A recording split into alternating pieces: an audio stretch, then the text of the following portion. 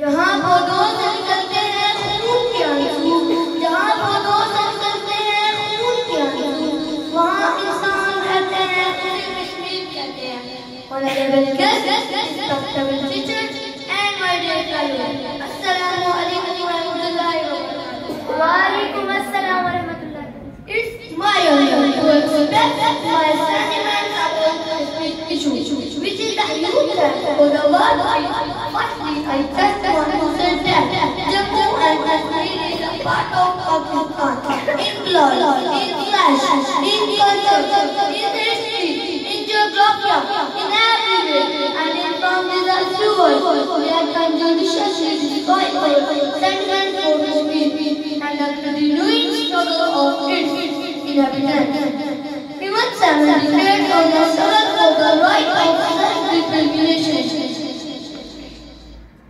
By the spirit has been prevented by the brutality of someone like Indian forces illegally occupying the threatening area. This is a serious issue for the whole world, not only for the subcontinent. I request to help our world